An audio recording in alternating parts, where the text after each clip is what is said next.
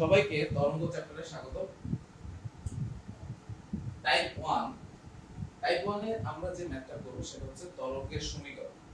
এটা ভর্তি পরীক্ষার জন্য খুবই ইম্পর্টেন্ট এবং এই টাইপসের ম্যাথ আমাদেরকে খুব বেশি প্যারা দেয়। ঠিক আছে, কিরকম প্যারা দেয় যে এরকম ইকুয়েশন দেওয়া থাকে, এরকম ইকুয়েশন থেকে বলা হয় যে বেগ বের করো, বিস্তার বের করো, তরঙ্গ দৈর্ঘ্য বের করো, কম্পাঙ্ক বের করো, পর্যায়কাল বের করো, কৌণিক বেগ বের করো, মানে এরকম অনেকগুলো রাশি বের করতে হয়। এবং আমরা তখন যেটা করি এটাকে হচ্ছে ওই তথাকথিত হচ্ছে তোমার ওই শেপে কনভার্ট করি। শেপে কনভার্ট করার পরে সেই শেপের সাথে এই শেপ তুলনা করে আমরা হচ্ছে রাশিগুলোর মান বের করি। সো এটা অনেক বেশি সময় সাপেক্ষ। তো আমরা যেটা করতে পারি ভর্তি পরীক্ষার জন্য, যেহেতু আমাদের ভর্তি পরীক্ষার সময় খুব কম থাকে, সেটার জন্য আমরা কিছু এক্সক্লুসিভ টেকনিক ফলো করতে পারি। তো চলো আমরা এক এক করে বের করি। দেখো এখানে খুব সুন্দর একটা টেকনিক লিখে দিয়েছি আমি।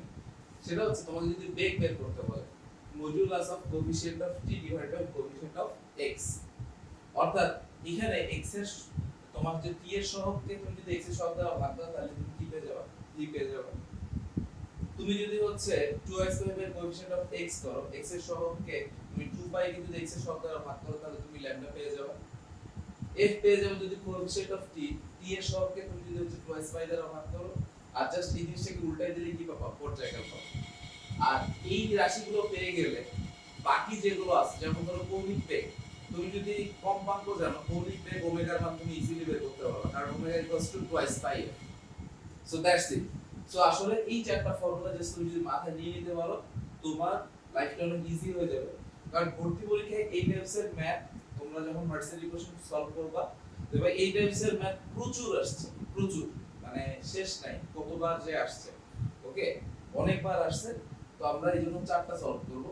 ওকে, তো চলো লেটস স্টার্ট। দেখো কত ফাস্ট হয়ে যাবে। তো দেখো প্রথমে বলা আছে যে y 8 cos 5x 30t। আরেকটা কথা, এই মাঝে যদি কোনো কিছু থাকে, মাঝে যেমন এইখানে মাঝে যদি কোনো কিছু থাকে সেটাকে ভিতরে দিয়ে দিতে হবে। তো আমরা যখন এইটা করব তখন সেটাতে আসবে। সো আসো 8 cos 5x 30t, এখান থেকে ধরো তোমাকে এই চারটা রাশি বের করতে হবে। ওকে, তাহলে তুমি কি করবে? Coefficient of t divide by coefficient of x, যেহেতু মডিউলাস আছে এখানকার মাইনাস নেওয়া না নেওয়া একই কথা। সো কি হবে? 30/5 কত পাইলে? 6। 5 থেকে এটা শেষ।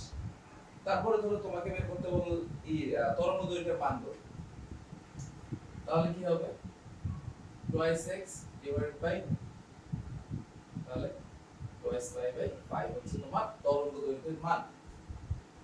তারপর তোমাকে বের করতে বললো ধরো কম্পাঙ্ক বের করতে বললো, তাহলে তুমি কম্পাঙ্ক কিভাবে বের করবা? কোএফিসিয়েন্ট অফ t, তাই না? t এর কোএফিসিয়েন্ট কত? 30/2x/, মানে কত? 15/5।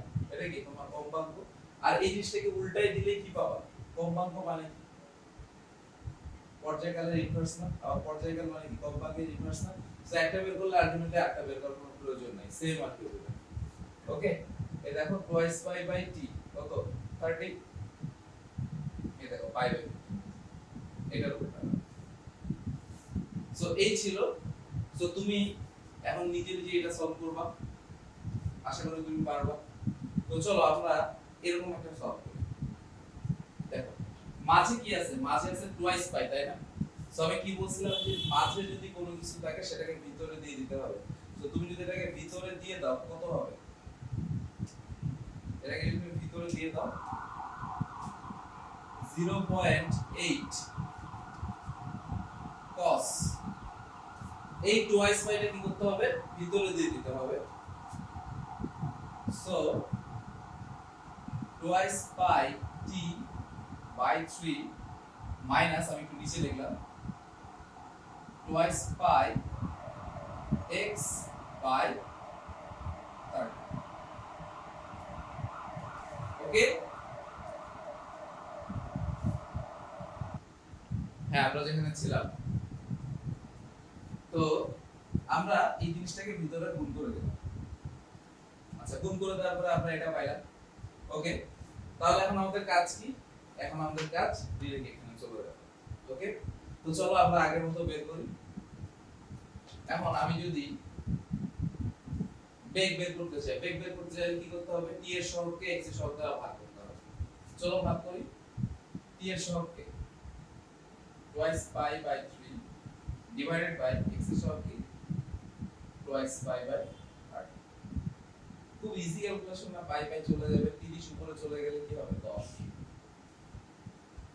তারপরে যদি ল্যামডা বের করতে চাই কি হবে? twice pi divided by x এর সহগ, x এর সহগ কত? twice pi by 3, তাই না? সরি, x এর সহগ হচ্ছে twice pi by 30। এই x এর সহগ হচ্ছে twice pi by 30। তাহলে twice pi চলে গেল, তাহলে ল্যামডা কত? 30। আসো f টা বের করি আমরা। f বের করা মানে তো সবগুলো বের করে নাও। f কত হবে? Coefficient of t, coefficient of t হচ্ছে twice pi by 3 divides twice pi। তাহলে twice pi যদি চলে যায় আমার কম্পাঙ্ক হচ্ছে 1/3। এই তো নাকি? তাহলে কম্পাঙ্ক যদি 1/3 হয় আমার পর জায়গা কত হবে? 3। এখন তুমি যদি এখান থেকে ওমেগা বের করতে দিত, ওমেগা, তাহলে কি করতে? twice pi f, f এর ভ্যালু কত? 1/3। তাহলে twice pi by 3 হতো কি তোমার কৌণিক বেগ। তোমার বিস্তার কত? তোমার বিস্তার হচ্ছে 0.8। অ্যাকচুয়ালি মানে যত কিছু বের করা সম্ভব আসলে, যত কিছু সবই তুমি এখান থেকে বের করে ফেলতে পারো। সো আশা করি তোমরা বুঝতে পারছো কিভাবে করবা। সো তোমাদের নিজেদের প্র্যাকটিসের জন্য এই ম্যাথটা, ওকে? তোমরা নিজেরা এটা ট্রাই করবে বাসায়, ওকে? এবং তোমাদের অনেক মানে অনেক সময় বেঁচে যাবে তোমরা যদি এই টেকনিকটা জাস্ট ফলো করতে পারো। সো আশা করি তরঙ্গ চ্যাপ্টারটা কি বলবো, একটা ভালো চ্যাপ্টার যাবে আমাদের জন্য। এবং আশা করি তোমরা এই টেকনিকটা বুঝতে পারছো কিভাবে এটা প্র্যাকটিস করবা। আর তোমরা বইয়ের মধ্যেই দেখতে পাবা যে এই লাইনের পর এরকম 7-8 লাইন আছে, ঠিক আছে? যে 7-8 লাইন তোমরা বইয়ের মধ্যে अवेलेबल পাবা। আমি জন্য লিখে দিলাম না জিনিসটা। যে জিনিসটা তোমরা পাবা না সেটা হচ্ছে এটা, okay? So this was an exclusive technique. So আশা করি তোমরা এটা ফলো করবা এবং পরবর্তীতে তোমরা যখন পড়াতে আসবা, তোমরা যখন পড়াবা, সো তোমরা তখন স্টুডেন্টদের কাছে এই জিনিসটা বেচবা, ওকে? সো সবার জন্য শুভকামনা রইল। সো চলো পরবর্তী টাইপে মুভ করা যাক। চলো টাইপ 2 টা শুরু করা যাক। তরঙ্গের বেগ সংক্রান্ত। তো আমরা জানি v f lambda, এটা একটা জাতীয় সূত্র। আর ল্যামডাকে লেখা যায় s/n, ঠিক আছে? আচ্ছা, s টা হচ্ছে n সংখ্যক ভাইব্রেশনে কতখানি দূরত্ব যাচ্ছে, ঠিক আছে? আচ্ছা, এখন বলা হয়েছে একই মাধ্যমে কি বেগ কি থাকবে? সেম থাকবে। একই মাধ্যমে ভেলোসিটি সেম থাকে আর ভিন্ন মাধ্যমে ফ্রিকোয়েন্সি সেম থাকে। এটা মাথা থেকে এই লাইনটা কিন্তু এমসিকিউ আকারেও আসে, ঠিক আছে? যে একই মাধ্যমে ভেলোসিটি কি সেম থাকে, একই ভিন্ন মাধ্যমে কি সেম থাকে, ওকে? আচ্ছা, সেই ক্ষেত্রে আমরা এইভাবে লিখতে পারি, ওকে? যেমন ধরো তোমার যদি বেগ সেম থাকে, এটা কনস্ট্যান্ট, তাই না? তাহলে এটা যদি কনস্ট্যান্ট থাকে তাহলে তুমি তো f কে এই পাশে নিয়ে আসবে, এই পাশে f কে নিয়ে আসবে, এই পাশে তো ল্যামডা থাকে। সো তুমি যদি এখন খালি জায়গা পূরণ করে দাও, ল্যামডা 1 f1 ল্যামডা 2 এভাবে ফর্ম মানে ইকুয়েশন ফর্ম হয়ে যায় বা সূত্র ফর্ম হয়ে যায়। এরপরে বলা হয়েছে ভিন্ন মাধ্যমে f একই থাকে। তো ভিন্ন মাধ্যমে যদি f একই থাকে তাহলে কি হবে? v ল্যামডা, তাহলে v1 ল্যামডা 1 খালি জায়গা পূরণ করো নিচে। এই তো এরপরে আসো আমরা দুটো ম্যাথ করি। সেটা হচ্ছে বলা হয়েছে 600 হার্জ ও 400 হার্জ, মানে দুইটা তরঙ্গের হচ্ছে তোমার কম্পাঙ্ক 600 হার্জ এবং 400 হার্জ। তো তাদের যদি তরঙ্গ দৈর্ঘ্যের পার্থক্য 1 মিটার হয় তাহলে বেগ কত হবে? তাহলে বেগ কত হবে? তোমরা একটা জিনিস অনুরোধ করো, তোমরা এখানে ভিডিওটা পজ করে এই ম্যাথটা একটু নিজেরা সলভ করো, নিজেরা সলভ করে দেখো ভি এর মান কত আসে, ওকে? আচ্ছা, এরপরে আসো এবার আমরা একটু নিজেরা ম্যাথটা ট্রাই করি। তাহলে দেওয়া আছে ল্যামডা 2 ল্যামডা 1 1, তাই না? ল্যামডা কি লেখা যায়? v/n f2 মাইনাস কি v by f1 equals to কত 1, তাই না? তাহলে v বাই f2 মান কত দেওয়া আছে, তাহলে v by 400 by minus v by 600 equals to 1। তাহলে আমরা এখান থেকে আমরা এটা নিতে পারি, তাহলে কত হবে 3v 2v 1। তাহলে v হবে 12, রাইট?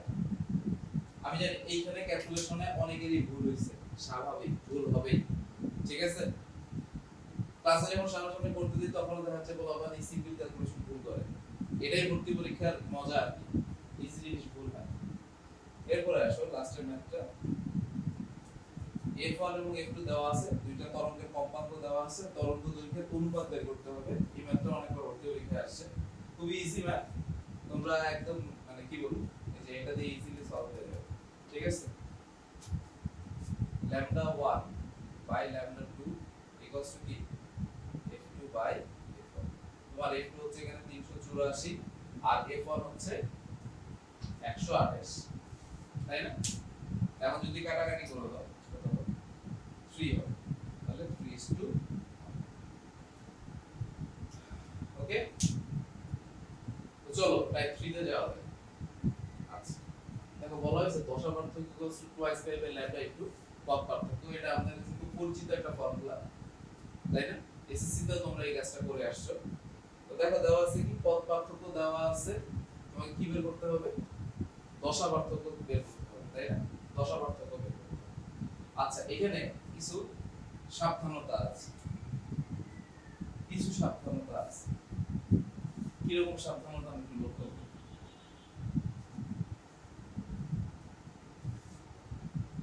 এটা মুছে দিলাম, এগুলো আর দরকার নাই। একটা জিনিস খেয়াল করো, এটা একটা পূর্ণ তরঙ্গ, এই পূর্ণ তরঙ্গের দৈর্ঘ্যকে আমরা বলছি ল্যামডা, তাই না? এবং এইখানে যে পয়েন্টটা আছে সেই পয়েন্টটা আবার এখানে ফিরে আসতেছে, পুরো জিনিসটাকে আমরা বলতেছি দশা পার্থক্য কত, টুয়াইস পাই, অর্থাৎ টুয়াইস পাই পরপর কি হয় সমদশা সম্পন্ন কণা ফেরত আসে। সমদশা সম্পন্ন কণা, সমদশা বলতে বোঝাচ্ছে যে তাদের ভেলোসিটি, তাদের অ্যাঙ্গেল, তাদের এভরিথিং সেম। ওকে, আচ্ছা এরপরে দেখো তোমাকে প্রথম ম্যাথডটা সলভ করি, তারপরে প্রবলেমের জায়গাটা কোথায় সেটা আমরা করব। প্রথম ম্যাথড দেখো পদ পার্থক্য 5 ল্যামডা বাই 4, দশা পার্থক্য কত। সো আমরা সিম্পলি যদি এখানে বসাই দিই twice pi by lambda into পদ পার্থক্য 5 ল্যামডা বাই 4, খুব ইজি, কাটাকাটি চলে যাবে, তাহলে 5 পাই বাই 2, এই তো নাকি? এখন তোমরা যদি জাস্ট এইটুক অ্যানসার রেখে দাও, অ্যানসার হচ্ছে টুয়াইস 2.5 পাই, তাই না? এবং তোমরা দেখো অপশনেও আছে 2.5 পাই, 1 পাই, 2 পাই, হাফ পাই, এবং তোমরা খুব খুশি হয়ে 2.5 পাইটা অ্যানসারটা দাগাই দিবা, যেটা অ্যাবসলিউটলি রং। কেন রং? দেখো তখন একটা কথা কয়েকবার বলছি যে টুয়াইস পাই পর পর আমরা একই কণা অর্থাৎ সমদশা সম্পূর্ণ কণা ফেরত পাই টুয়াইস পাই পর পর। তাহলে আমি টুয়াইস পাই পর পর তো একই টাইপের কণা ফেরতই পাচ্ছি, তাহলে আলটিমেটলি আমার দশা পার্থক্যটা কত হচ্ছে। আমি যদি এইভাবে সার্কেলটা পূর্ণ করি, দেখো জাস্ট ইমাজিন করো তুমি টুয়াইস পাই পর পর কি হচ্ছে, তুমি একই কণা ফেরত পাচ্ছ, তাহলে এটা গেছে 2.5 পাই। তাহলে অ্যাকচুয়ালি এইখানে যখন চলে আসছে টুয়াইস পাই চলে আসছে, তখন কি প্রথম যে কোণাটা ছিল সেই কোণাটা আবার ব্যাক হইছে। অ্যাকচুয়ালি এর সরণ হইছে কত? অ্যাকচুয়ালি সরণ হইছে অনলি, অর্থাৎ আমাকে কি করতে হবে, এই 2.5 পাই থেকে আমাকে টুয়াইস পাই বিয়োগ করে দিতে হবে, অর্থাৎ আমার অ্যানসার হবে কি পাই বাই 2 হবে আমার অ্যানসার। এবার আসো এবার একটু উল্টা ম্যাথে যাই। ধরো তোমাকে দেওয়া আছে দশা পার্থক্য, দশা পা লিখলাম, দশা পা হচ্ছে 99.55। ওকে, তোমাকে পপা বের করতে বলছে, পদ পার্থক্য বের করতে বলছে। ওকে, কিভাবে বের করবো দেখো 99.55 তুমি কি ডাইরেক্ট এই দশা পার্থক্যতে 99.55 বসাবা? কখনোই না। কি বসাবা তাহলে? দেখো টুয়াইস পাই পর পর যেমন সমাদর্শ সম্পন্ন কণা ফেরত আসে ঠিক তেমনি 4 পাই, ঠিক তেমনি পাই এর জোর গুণিতক পর পর কি হয়? জোর গুণিতক পর পর কি হয় বলো? সমদশা ফিরে আসে না? জোর গুণিতক পর পর সমদশা ফিরে আসে, অর্থাৎ 2 পাই 4 পাই 6 পাই এইভাবে পর করতে করতে 98 পাই 8 পাইতে যাও কি পাবা? সেই সমদশা সম্পন্ন কণা ফেরত পাবা। তাহলে অ্যাকচুয়ালি সরণ হইল কত? তাহলে 99.5 থেকে 88 বাদ দাও, কত পাবা? 1.5। এটা অ্যাকচুয়ালি হচ্ছে তোমার দশা পার্থক্য। তোমাকে যদি 99 পাই বলতো দশা পার্থক্য হইতো 1, তোমার যদি 98.5 পাই বলতো দশা পার্থক্য হইতো 0.5 পাই।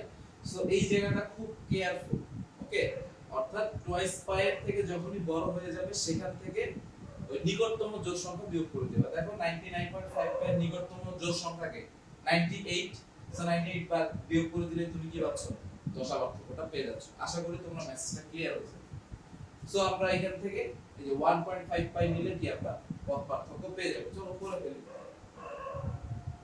1.5 টা মানে 3 pi by 2 twice pi by lambda, এই তো নাকি? আর আমাকে পপা বের করতে হবে, তাই তো? তাহলে আমার পপা কত হবে? পাই পাই চলে যায়, তাহলে পপা কত হবে? পপা হবে ল্যাম্বডা এর পাশে নিয়ে যাও 3 lambda by. Okay, so I guess তোমরা বুঝতে পারছো ভুলের জায়গাটা কোথায়। আচ্ছা, এরপরে আসি।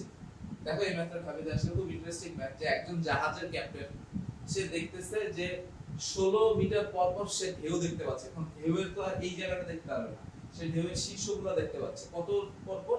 দেখো 16 মিটার পর পর। অ্যাকচুয়ালি দেখো তো এটা কি একটা পূর্ণ হয়ে গেছে না? দেখো এই হাফ মিলায় অর্ধেক আর এটা অর্ধেক, এটা কি একটা পূর্ণ তরঙ্গ হয়ে গেছে না? তাহলে 16 মিটার পর পর সে কি, তার তরঙ্গ দৈর্ঘ্য কত? 16 মিটার। আর কতক্ষণ পর পর দেখতে পাচ্ছে? 2 সেকেন্ড পর পর। অর্থাৎ আমার এখানে ল্যাম্বডা দেওয়া আছে 16 মিটার আর আমার পর্যায়কাল কত? 2 সেকেন্ড, তাই না? তাহলে আসো আমরা বেগ বের করি। v কি? f lambda. f মানে কি? 1/t। সো আমার ল্যাম্বডা হচ্ছে 16 আর t হচ্ছে 2, তাহলে বেগ পেলাম 8।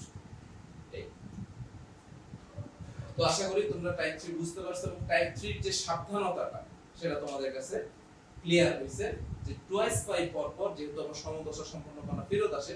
সো আমার যদি এরকম থাকে 49 পাই থাকে, অর্থাৎ আমি সমদশা সম্পন্ন কণা মানে কোন পর্যন্ত যাই ফেরত পাবো? 48 পাইতে গিয়েও কি আমি সমদশা সম্পন্ন কণা ফেরত পাবো। সো অ্যাকচুয়ালি আমার দশা পার্থক্য কত হচ্ছে? সো আশা করি তোমরা বুঝতে পারছো। তো চলো তাহলে মুভ করা যাক টাইপ 4 এ। ওকে, টাইপ 4 এ আমরা সুষুপ্ত আর নিষ্পন্দ বিন্দু নিয়ে পড়াশোনা করব। দেখো ধরো একটা ওয়েভ, আমরা এই 2 পয়েন্টে সুষুপ্ত বিন্দু পাবো, লিখলাম সুষু, এখানে নিষ্পন্দ, এখানে নিষ্পন্দ। ওকে, দেখো আমার এই পুরোটা তরঙ্গ দৈর্ঘ্য কত? ল্যাম্বডা, তাই না? অর্ধেক কি? Lambda by 2। আর তারও অর্ধেক কি হবে? অর্থাৎ এটু ল্যাম্বডা বাই 4, তাই না? পুরোটা হচ্ছে ল্যাম্বডা, অর্ধেক হচ্ছে ল্যাম্বডা বাই 2 আর তারও অর্ধেক কত? Lambda by 4। তাহলে দেখো আমাদের এখান থেকে যে জিনিসটা ডিটারমাইন করতে হবে, আমরা মুখস্থ করব না, আমরা জাস্ট জিনিসটা মাথায় নিয়ে নেব, যে পরপর দুইটা সুষুপ্ত বিন্দুর মধ্যবর্তী দূরত্ব কত? পরপর দুইটা সুষুপ্ত এবং নিষ্পন্দ বিন্দুর মধ্যবর্তী দূরত্ব কত? দেখো পরপর যদি দুইটা সুষুপ্ত বিন্দু বলি, দেখো পরপর দুইটা সুস্পন্দ বিন্দু। দেখো এটা কি একটা ওয়েভের অর্ধেক হয়ে গেছে না? একটা ওয়েভের অর্ধেক। আর একটু সহজ করে দেই, দুইটা সুস্পন্দ বিন্দুর মধ্যবর্তী দূরত্ব যা, পরপর দুইটা নিঃস্পন্দ বিন্দুর মধ্যবর্তী দূরত্ব সেম জিনিস। তাহলে দেখো নিনির ক্ষেত্রে দেখো নিঃস্পন্দের মধ্যে দেখো এটা কি একটা হাফ ওয়েভ হয়ে গেছে না? তাহলে পরপর দুইটা নিঃস্পন্দ বিন্দুর মধ্যবর্তী দূরত্ব কত? পরপর দুইটা নিঃস্পন্দ বিন্দু নিনি অথবা শুশু, পরপর দুইটা নিঃস্পন্দ বিন্দু অথবা পাশাপাশি দুইটা সুস্পন্দ বিন্দু, তাহলে মধ্যবর্তী দূরত্ব কত হচ্ছে? λ/2। এখন যদি তোমাকে বলে যে একটা সুস্পন্দ একটা নিঃস্পন্দ, একটা সুস্পন্দ একটা নিঃস্পন্দ কত? λ/4, তাহলে শুনি অথবা যদি বলে নিশু সেম জিনিস কি হবে? λ/4। ওকে, তাহলে যদি এরকম ভাবে বলে পাশাপাশি দুইটি নিষ্পন্দ বিন্দুর মধ্যবর্তী দূরত্ব অথবা পাশাপাশি দুইটি সুস্পন্দ বিন্দুর মধ্যবর্তী দূরত্ব কি? সেম, λ/2। আর একটা সুস্পন্দ এবং একটা নিষ্পন্দ অথবা একটা নিষ্পন্দ অথবা একটা সুস্পন্দ বিন্দু যদি বলে তাহলে কি হবে বলো? λ/4। এই চিত্র দেখে আমরা মুখস্থ করার কোনো দরকার নেই, চিত্রটা জাস্ট মাথায় তুলে দিবা। এবার আসলে বলা হয়েছে যে একটা তরঙ্গ দৈর্ঘ্য কত দেওয়া আছে? 40 সেন্টিমিটার। তো বলা হয়েছে পাশাপাশি দুইটা সুস্পন্দ এবং নিষ্পন্দ বিন্দুর মধ্যবর্তী দূরত্ব কত? ঠিক আছে, সুস্পন্দ এবং নিষ্পন্দ মধ্যবর্তী দূরত্ব কত? তাহলে আমরা কি জানি সুস্পন্দ এবং নিষ্পন্দের মধ্যবর্তী দূরত্ব কি বলো? λ/4, তাই না? এখানে ল্যামডা কত দেওয়া আছে? 40। তাহলে 40/4 কত হবে? 10 সেমি। এই যে এই দূরত্বটা জানতে চাইছি। এরপরে আসো, বলা হয়েছে একটা তরঙ্গ দৈর্ঘ্য কত? 480 হার্টজ। বলা হয়েছে পাশাপাশি দুইটা নিষ্পন্দ বিন্দুর মধ্যবর্তী দূরত্ব হচ্ছে 75 মিটার। তার মানে λ/2 কত? 0.75 না? তাহলে ল্যামডা কত? 1.5। বলা হয়েছে বেগ কত? তাহলে b কি? f lambda. এখানে তুমি f বসায় দাও কত? 480 আর ল্যামডা কত? 1.5, তাই না? তাহলে তোমার এটা হবে কত? তোমার 520 620, তাই না? না 720 হবে, 720, তাই তো? এই ছিল। তো আশা করি তোমরা সুস্পন্দ নিষ্পন্দ সংক্রান্ত যা যা আসবে সেগুলো পারো। এবার আসো তীব্রতা। ঠিক আছে, দেখো তীব্রতার সাথে দূরত্বের সম্পর্ক কি? ব্যস্তানুপাতিক। অর্থাৎ একটা সোর্স থেকে তুমি যত দূরে যাবা, একটা সোর্স থেকে তুমি যত দূরে যাবা তোমার তীব্রতা কি হবে বলো? কমতে থাকবে। তোমার তীব্রতা কি হতে থাকবে? কমতে থাকবে। অর্থাৎ তীব্রতার সাথে দূরত্বের সম্পর্ক কি? ব্যস্তানুপাতিক। এই টাইপের একটা প্রশ্ন ঢাবিতে একবার আসছিল যে তীব্রতার সাথে দূরত্বের সম্পর্কটা আসলে কি রকম। ওকে, আরেকটা হচ্ছে কি দেখো 2π² a² f² ρ² v²। এটা কি বিস্তার তরঙ্গ ঘনত্ব বেগ, তাই না? আচ্ছা, আর দেখো শব্দের তীব্রতার পার্থক্য 10 log i2/i1। ঠিক আছে, আমরা অনেক সময় i1 এর জায়গায় প্রমাণ তীব্রতা ইউজ করি। প্রমাণ তীব্রতার মান হচ্ছে 10⁻12। ওকে, এটা হচ্ছে আমার প্রমাণ তীব্রতার মান। আচ্ছা, সো এবার চলো আমরা হচ্ছে ম্যাথে যাই। ঠিক আছে, এই ম্যাথটা খুব মজার একটা ম্যাথ। এই ম্যাথটাতে বলা হয়েছে যে একটা ফাঁকা মাঠে লাউড স্পিকারে এত ওয়াট উৎপন্ন করে। কত ওয়াট উৎপন্ন করে? 280 ওয়াট, তাই না? তাহলে এটা কি 280 ওয়াটটা কি আমাদের পি। পি দেওয়া আছে কত? 280 ওয়াট, তাই না? আচ্ছা, তীব্রতার একক হবে watt per metre square, sorry. তো দেখো পি দেওয়া আছে 280 ওয়াট। এখন বলছে যে এই লাউড স্পিকার থেকে 20 মিটার এবং 30 মিটার দূরে শব্দের তীব্রতা কত হবে, তাই না? তাহলে আসো আমরা i1 এবং i2 বের করি। আর তারপরে কি বের করতে বলছে? যে তীব্রতা লেভেলের পার্থক্য কত হবে। ঠিক আছে, কত ডেসিবেল হবে। আচ্ছা, তাহলে আসো আমাদের i1 কত হবে? এই ম্যাথটা কিন্তু বইটা আসছিল, হ্যাঁ, মজার একটা ম্যাথ। p/π r1²। তাহলে p কত? 250 / 4π r1 স্কয়ার 20 স্কয়ার। সো এটা করলে কি একটা অ্যানসার পাবা। i2 কি হবে ওই সেম ভাবে p by 4 pi r2 square অর্থাৎ 250 ডিভাইড বাই এই 20 এর জায়গায় জাস্ট কি লিখবো 30, তাহলে 30 স্কয়ার, ব্যাস যা পাবা তাই। এরপরে কি করতে হবে আমাকে ডেসিবেল বের করার জন্য এই ফর্মুলায় ফেলে দিতে হবে। এই যে i2 বের করবা, i2 বের করে এই যেখানে বসায় দিবা, i1 বের করে এখানে বসায় দিবা, ডেসিবেল দেখো মাইনাসে পাবা। কেন মাইনাসে পাবা? কারণ তোমার শব্দের তীব্রতা লেভেল কি হবে কমে যাবে, i1 থেকে i2 তে শব্দের তীব্রতা লেভেল কি হবে কমে যাবে।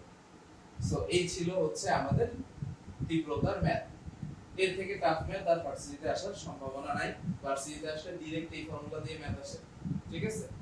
আচ্ছা, এরপরে আসো টানাতার। দেখো টানাতারের কম্পাঙ্ক 1/2 এর t বাই m, t হচ্ছে টান বল আর মিউ এর একটা পরিচয় আছে। মিউ এর পরিচয় হচ্ছে একক দৈর্ঘ্যে ভর।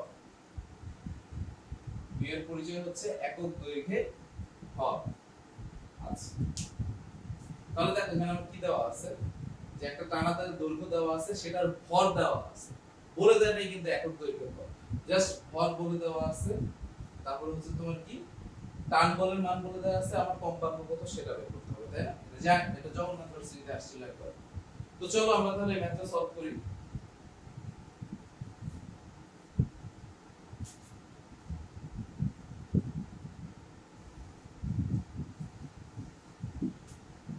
So আসো f equals to 1/2 L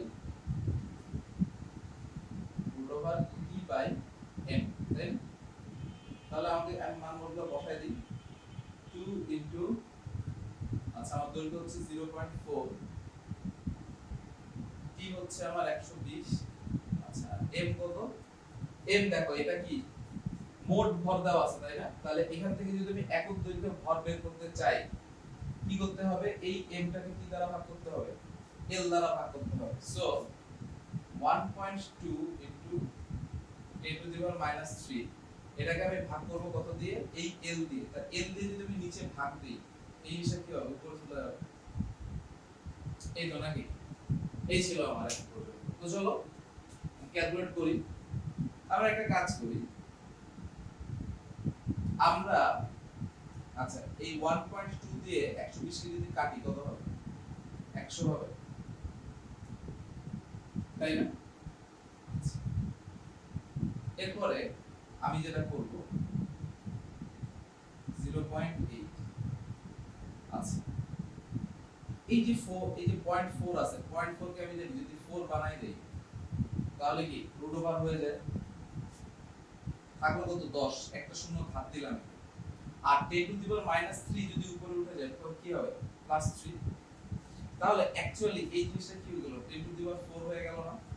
তাহলে এখন আসো রুট ওভার করা আমাদের জন্য খুব সহজ হয়ে গেল, তাহলে 2 into 10 স্কয়ার ডিভাইডেড বাই 0.8, এই তো নাকি? তাহলে আমরা এখান থেকে যদি কাটাকাটি করি কি হবে, 0.8 কে আমরা লিখি 8 into 10 to the power -1, okay? 10 to the power -1 যদি উপরে উঠে যায় তাহলে কি হবে, অ্যাকচুয়ালি কি এটা হয়ে যাবে 2000/8, 2000/8, 2000 কে 8 দিয়ে গেলে কত হবে, 8 200 এর মধ্যে, তাই না? আই গেস তোমরা বুঝতে পারছো। সো এই ছিল হচ্ছে আমাদের, সো আমাদের ফ্রিকোয়েন্সি কত পাইলাম 250 হার্টজ। ক্লিয়ার? যারা কাটাকাটিটা এখনো ক্লিয়ার না, তুমি সিম্পলি কাটো, যদি কত হবে, এটা 4 হবে, এটা কত হবে 1, তাহলে 1000 কে 4 দিয়ে ভাগ করলে কত হবে 250 হয়। সো এই ছিল আমাদের টাইপ 6 পর্যন্ত। আশা করি তোমরা সবাই বুঝতে পারছো। Let's move on to type 7। তো চলো আমরা ডপলার ক্রিয়া শুরু করি। ডপলার ক্রিয়াটা খুব মজার, যে ধরো কোথা থেকে সাউন্ড আসতেছে, এখন সেই সোর্সের সাথে আমি শুনতে পাচ্ছি, সেই সোর্সের বেগের সাথে আমার বেগ ম্যাচিং করার পরে আমি আসলে কত ফ্রিকোয়েন্সির শব্দ শুনবো, এই ধরনের একটা বিষয়। তো আসলে আমরা পরিচিত হই তো এখানে রাশিগুলোর সাথে পরিচিত হই। VL প্রথমে হচ্ছে f প্রাইম হচ্ছে আপাত কম্পাঙ্ক, তুমি যে কম্পাঙ্কটা শুনতে পাবা। VL হচ্ছে লিসেনারের বেগ মানে শ্রোতার বেগ। VS হচ্ছে সোর্সের বেগ মানে যেখান থেকে উৎস, যেখান থেকে শব্দ উৎপন্ন হচ্ছে। V তো বাতাসের বেগ, এটা জানো। আর F হচ্ছে কি প্রকৃত কম্পাঙ্ক, শব্দের যে প্রকৃত কম্পাঙ্ক। ওকে, তো এই স্ট্যান্ডার্ড ফর্মুলাটা জাস্ট মাথায় রাখবা। আমরা অনেকগুলো সেক্টর দেখব, প্রত্যেকটা সেক্টরের জন্য আলাদা আলাদা ফর্মুলা, কিন্তু তুমি একটা মুখস্থ রাখবা না। তুমি জাস্ট এই একটা শেপ মনে রাখবা এবং এই শেপটাকে জাস্ট চেঞ্জ করবা। ওকে, তো চলো আমরা শুরু করি। ধরো প্রথমে লিসেনার সোর্সের দিকে যাচ্ছে আর সোর্স লিসেনারের থেকে দূরে সরে যাচ্ছে। লিসেনার সোর্সের দিকে যাচ্ছে আর সোর্স কি লিসেনার থেকে দূরে সরে যাচ্ছে। ওকে, তাহলে দেখো লিসেনারের যে বেগটা, এটা কি শব্দ বেশি শুনতে হেল্প করতেছে। সো এটা এমন ভাবে এই সাইনটা চেঞ্জ হবে যেন কি হয় এফ ড্যাশের মানটা বেশি হয়। আর সোর্সের বেগটা কি করতেছে দূরে সরে যাচ্ছে, তার মানে সে ফ্রিকোয়েন্সি কমাবে, বাড়াবে না। সো এখানে চেঞ্জ কিভাবে করলে ফ্রিকোয়েন্সি আসলে কমই থাকবে। তো একটা জিনিস চিন্তা করো, যদি আমার ভিএল এর কারণে এফ বাড়তে চায় তাহলে আমার এটা চেঞ্জ কিভাবে হবে, f dash equals to v plus vl হবে না, এটার জন্য বাড়তেছে লিসেনারের জন্য। আর v plus vs vsই থাকবে কারণ এ তো কমাচ্ছে। সো হরের মান বাড়লো, কার জন্য বাড়লো, লিসেনারের জন্য বাড়লো। আর আমার লবের মান বেশি ছিল, বেশি থাকবে সোর্সের জন্য, কারণ কি আমার কমতেছে, আমার কি কম্পাঙ্কটা কমবে না। সো নিচে যখন মান বাড়বে তখনই তো এটার মান কমবে, তাই কি না? তো চলো আমরা আরেকটা দেখি, তোমাদের এই যে কনফিউশন হচ্ছে একটু ক্লিয়ার হয়ে যাবে। পরের সেক্টরটা দেখো। ধরো এবার লিসেনারও সোর্সের দিকে যাচ্ছে, সোর্সও লিসেনারের দিকে আসতেছে। সো দেখো দুইজনই কি শব্দ বাড়াইতে হেল্প করতেছে না, দুইজনই হেল্প করতেছে। তাহলে কি করতে হবে আমাকে, এও হেল্প করতেছে, এ হেল্প করতেছে মানে কি লবের মান বাড়বে আর সোর্সও হেল্প করতেছে। সো আমার হরের মানটা কমলে কি হবে, এই ফ্রিকোয়েন্সিটা বাড়বে।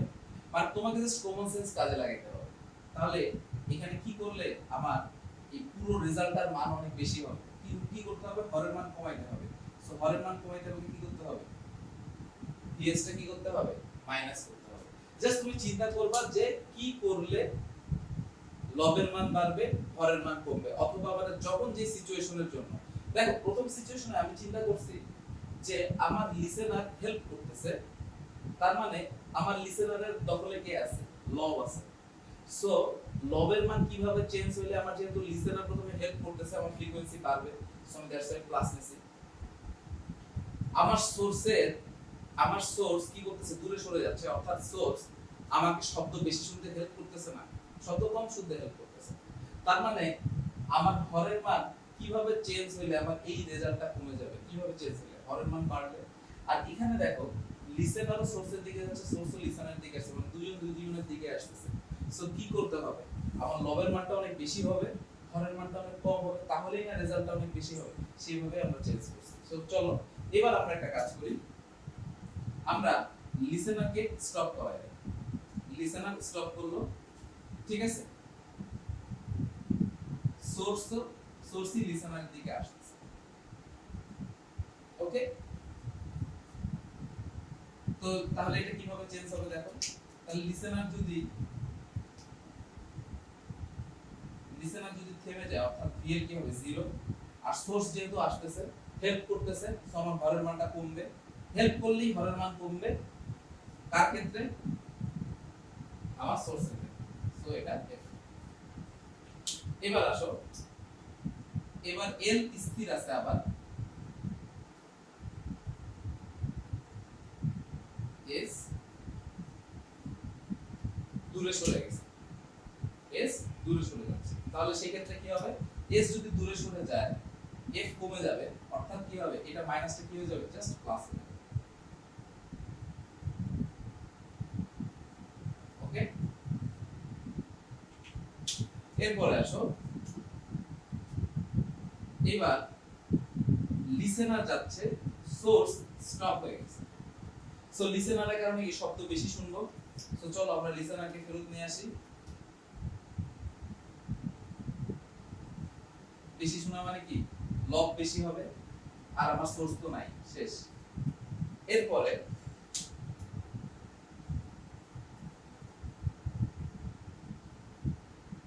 লিসেনার যাচ্ছে, এবার লিসেনার কি করবে, এই সোর্স স্টপ, কিন্তু লিসেনার দূরে সরে যাচ্ছে, ঠিক আছে, লিসেনার দূরে সরে যাচ্ছে। সো লিসেনার যদি দূরে সরে যায় তার কারণে কি হবে, আমার এফ কমবে, সো ভি মাইনাস ভি এর এই।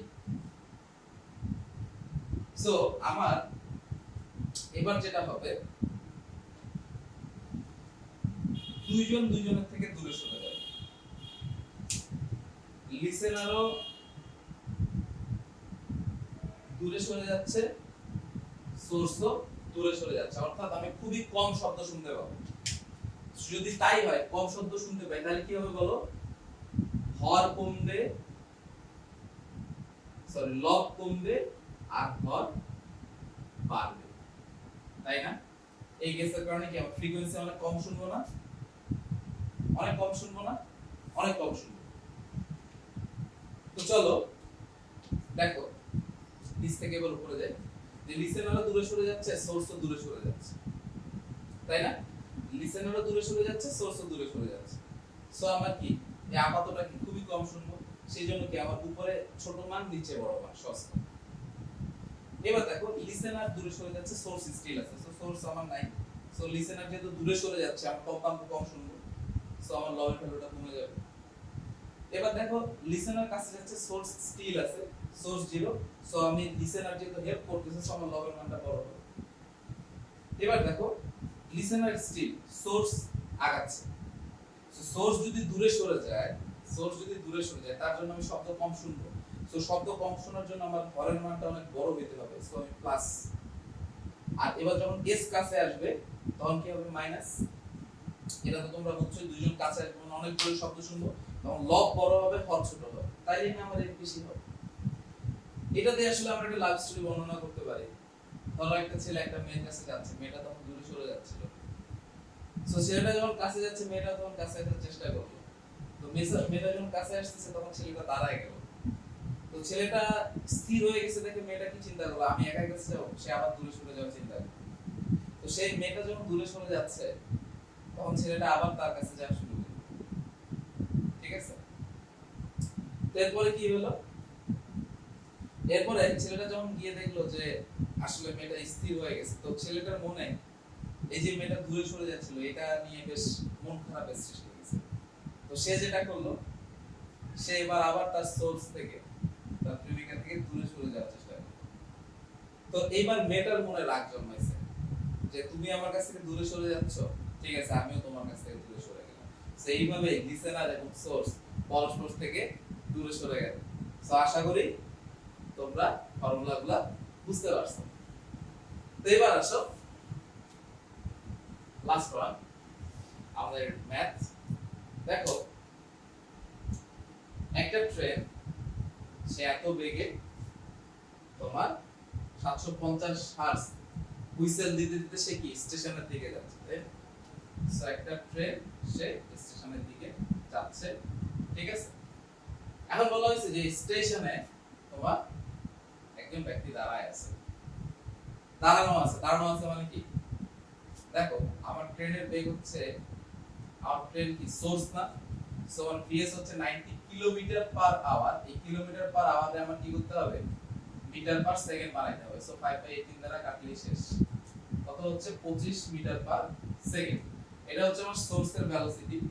আমার লিসেনার কত 0, আমার ভি দেওয়া আছে 332 বাতাসের বেগ, আর আমার এই যে কম্পাঙ্ক, প্রকৃত কম্পাঙ্ক কত 750 হার্জ। তাহলে দেখো এখানে সোর্স আগাচ্ছে, আমার শ্রোতা 0, তাই না? তাহলে আমি কত কম্পাঙ্কের শব্দ শুনতে পাবো, তাই না, যদি আমি সেই যাত্রীটা। তো চলো আমরা সলভ করে ফেলি। তাহলে এফ প্রাইম হবে, আমরা আমাদের যেটা করব, দেখো সিস্টেমটা দেখো, ম্যাথ করো, আমরা আমাদের তোমার স্ট্যান্ডার্ড ফরম্যাটটা লিখবো, এবার চেঞ্জ করব। সো দেখো আমার লিসেনারে কোনো বেগ আছে, লিসেনারে কোনো বেগ নেই, সো এর ধরার মধ্যেই থাকবে। এখন তুমি দেখো ট্রেনটা আগাচ্ছে, সোর্স আগাচ্ছে না? সো সোর্স কি করতেছে, শব্দ বেশি শুনতে হেল্প করতেছে, যেহেতু সোর্স আমার দিকে আগায় আসছে। সো এখানে কি প্লাস হবে? এ যদি বেশি হইতে চায় এখানে প্লাস দিলে কি বেশি হবে? হবে না। তাহলে আমাকে প্লাসটা কি করতে হবে? মাইনাস বানাতে হবে। ওকে, তাহলেই না আমার ভর ছোট হইলেই না আমার এফ এর ভ্যালু বড় আসবে। সো আসলে এবার মান বসাই দাও। মান তোমার কি হচ্ছে 332। So 332 minus 25 into 750, right? এত হার্জ যাও আমি মাথায় যে প্রিন্টিং মিস্টেক করে ফেলি। এই তো আমার হচ্ছে ম্যাথ, তাই না? সো আশা করি তোমরা বুঝতে পারছো। ওকে, সো আশা করি তোমরা এই ম্যাথ করতে পারবা, তাই তো? এই ম্যাথটা কিন্তু কুয়েট ভর্তি পরীক্ষায় আসছে 15-16 সালে।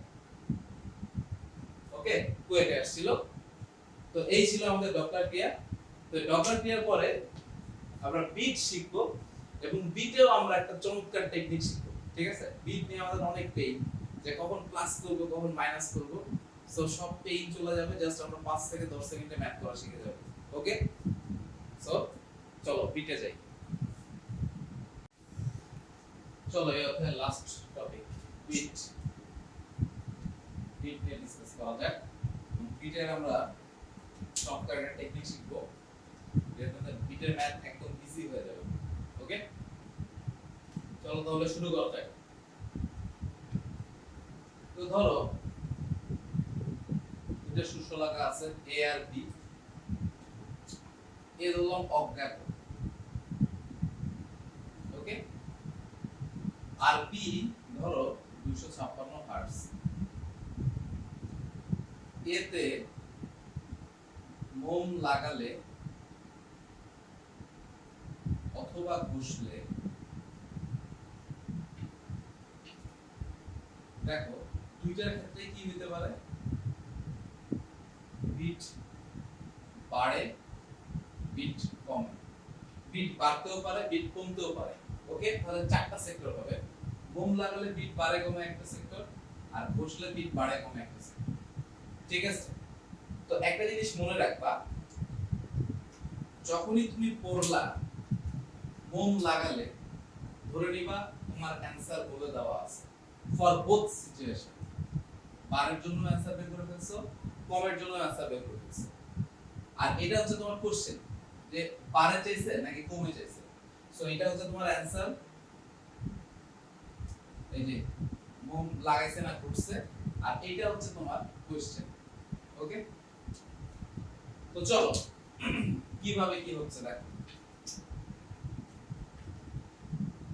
256 হার্টজ, তাই না? এখন তোমার বিট কয়টা? ধরো বিট বলে দিয়েছে 5টি। বিট কয়টি? বিট হচ্ছে 5টি। এখন প্রথমবার চাইছি আমি মোম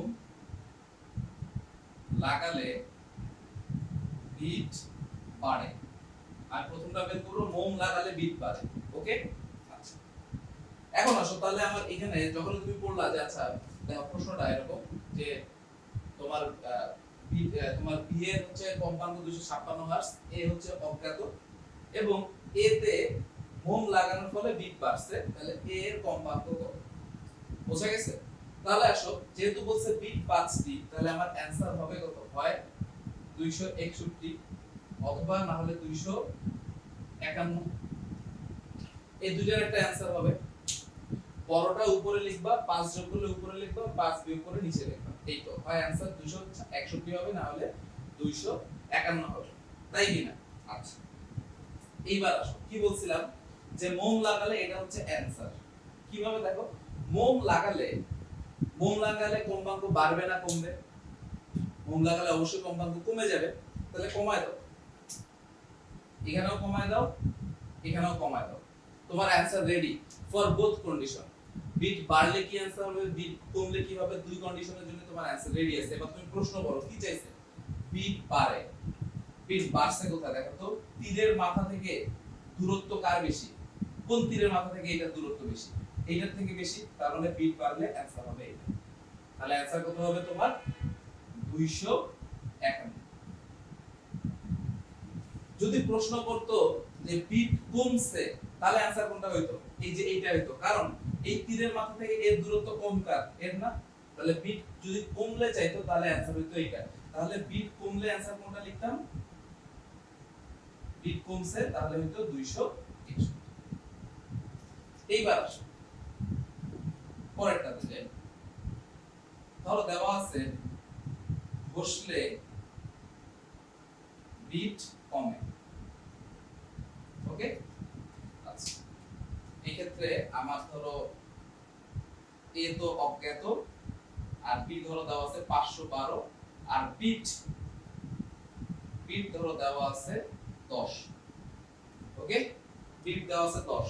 তাহলে আসো ম্যাথটা করি আমরা।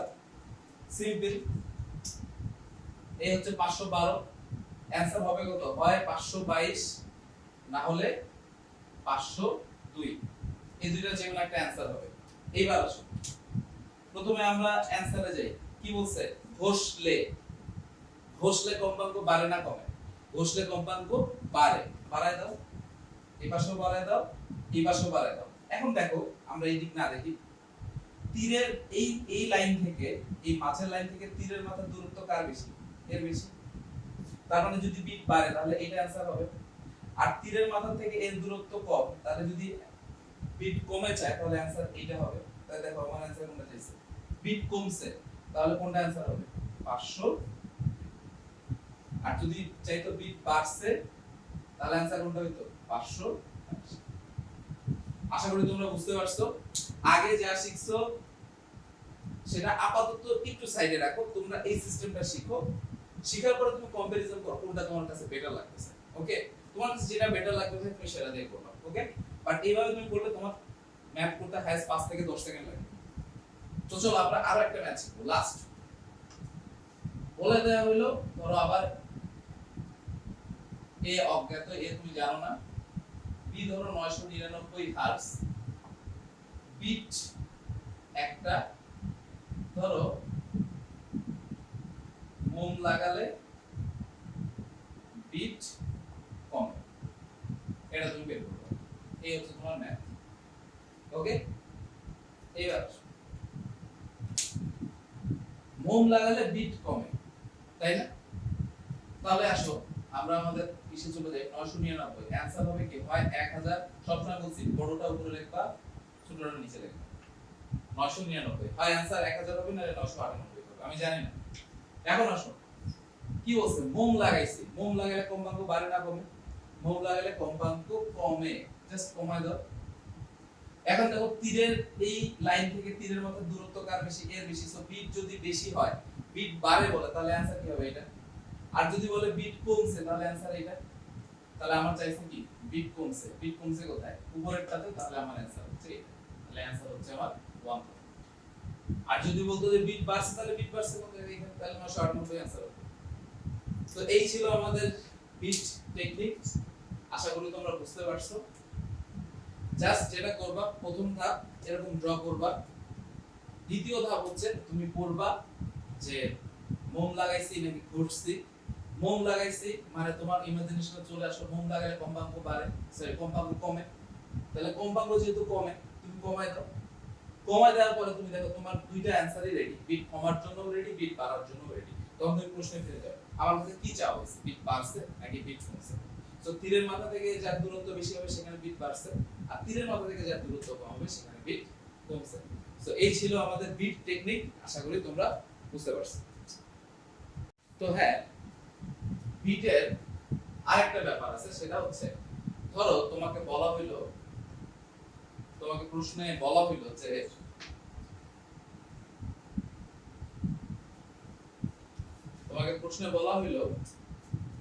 অনুনাদে আছে। ভাবিতে এরকম একটা প্রশ্ন আসছিল যে অনুনাদে আছে, যে একটা টিউনিং ফর্ক এবং একটা সুরশলাকা, এরা হচ্ছে অনুনাদে আছে। ঠিক আছে, ফর্ক আর সুরশলাকা অনুনাদে আছে। তো দেখা বলে দিল ফর্ক আর মেবি ছিল সুরশলাকা। ঠিক আছে, তো বলে দিল যে সুরশলাকা হলো 256 হার্টজ। কিসে আছে এরা? অনুনাদে আছে। ওকে,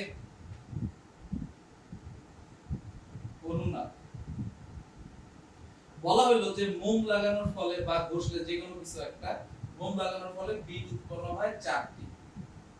বলা হয়েছে যে অজ্ঞাত যেটা বলা হয়েছে যে অজ্ঞাত কম্পাঙ্ক কত, এটা ডিউতে আসলে।